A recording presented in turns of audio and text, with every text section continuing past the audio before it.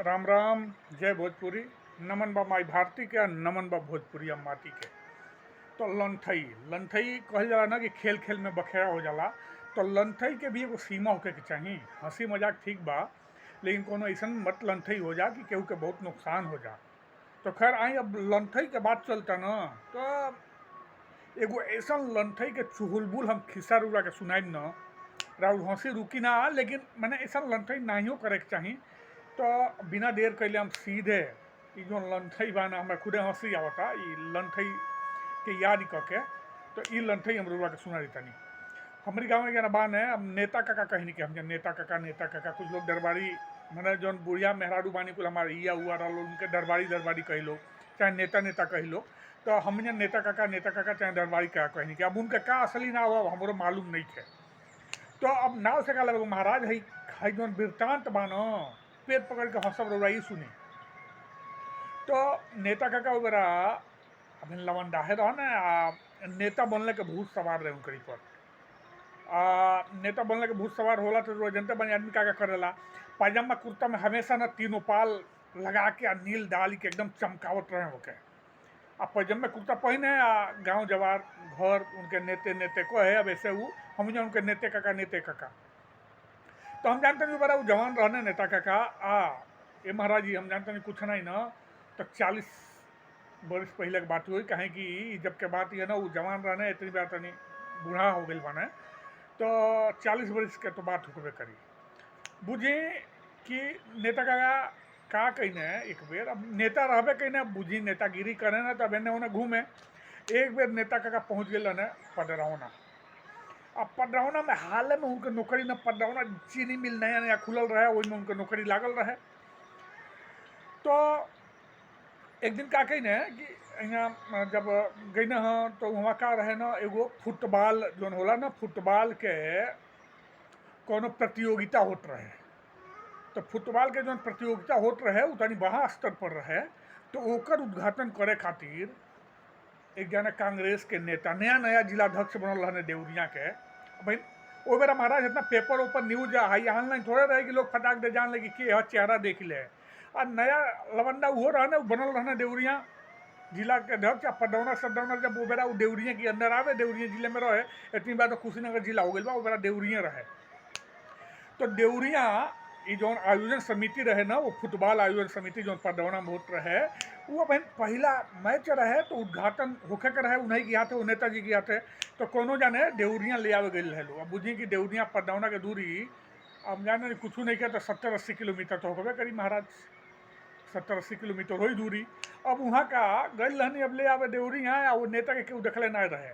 हमारे जो ककवा रहे ना नेता ककवा पहुँचल फील्ड में जहाँ मैच होके के रहे। देखल कि भाई नेता फेता आयल निकल तो फेन से आयल वापस आयल न, तो अपन एगो दूगो संगठियन के लहन है। अब उल्टे मानी कुर्ता पैजामा झरने अपन कांग्रेस के झंडा लगौने एगो संगठिया रहे, जीप रहे। वो बेरा जीप बहुत चले, जीपे से नेतो हो तो वही बेरा जीपे से चले लोग महाराज।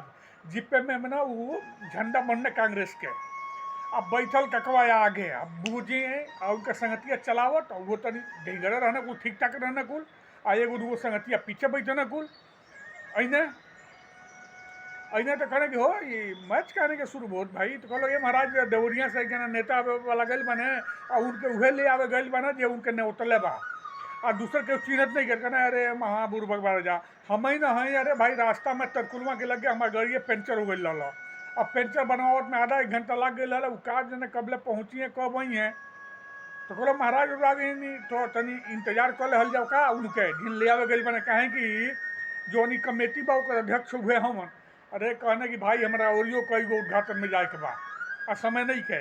हाई खिलाड़ी कबले इंतजार करिए कुल भाई, ये लड्डू वड्डू हम फीता करते लड्डू फट्टू बाटा है, मैं शुरू करता नहीं ना, कहेंगे बैठ देखल जाओ। अब देखी हमारा जो आयोजन समिति रहे वो कब नेताजी के देखले ना रहे, जो नेता आवे वाला रहने नया नया बनल रहने अध्यक्ष। तो वो लोग का कई लोग वो लोग बुझल कि यह नेता हुआ ना, एकदम नेता की तरह रहबे करने। फटाफट वो पूछते बानी थरिया में लेके आई लोग कहीं चीज आ रिबन ककवा कटलस ओकर परिचय लेलस हो जौन कौन चीज जौन खिलाड़ी लोग रहे लोग फुटबॉल के दोनों गोल के परिचय लेला। जब मैं शुरू करा के लड्डू बंटवा डालस लड्डू बटोले की बात ककवा का कॉलेज कॉलेज के हमारा दूसरे उद्घाटन में जाएगा बा ओके बाद जीपे में बैठल वही जीपे में जो है में कांग्रेस के झंडा लागल रहे आगे बैठल आ संगतिया कॉलेज किए बाबू अब सुन अब उन्हें तो बटेबे करी तो हमके खोजी तो काम कर हमके बस स्टॉपे पर बस अड्डा पर छोड़ दे अब बाबा निकलिए गाँव में आ ककवा आइल पडौना बस अड्डा पर आ बस पकड़ल देवरिया के आ सीधे आके कंचन पर उतर के एगो दुकानी में बैठ के लागल चाह पकौड़ी काटे अब बुझी फोन उन तो रहे नहीं ओबरा वो बाद में पता चलल कि जब वो नेता पहुँचल आ लेके पहुँचने गुल तो हमारी नेता का खोजे लगने गुल कहने गुल कॉमन रहा भाई फीता काट के मैच शुरू करा के चल गए नेता असली नेता पहुँचल असली नेता के भी दिमाग चौपट बुझी पगला गई कहता कि अरे वो तो हमसे बहन नेता बा भाई उद्घाटन कर के लोग हुआ कल के महाराज हुआ केहू देखल तो बा नहीं चिन्हत नहीं खे अब हम जन है कि वो असली नेता हुआ ना हमने फीता कटवा देनी है कि मैचो देखी एक राउंड हो गई